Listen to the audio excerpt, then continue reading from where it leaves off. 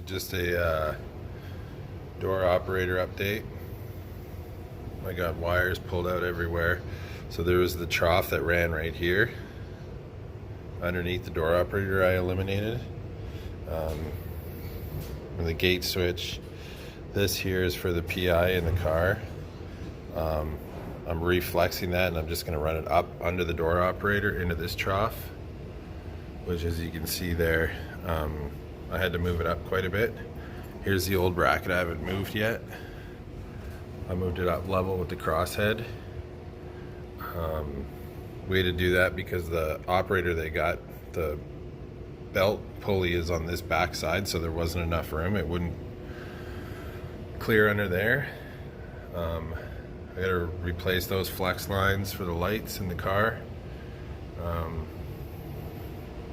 Other than that,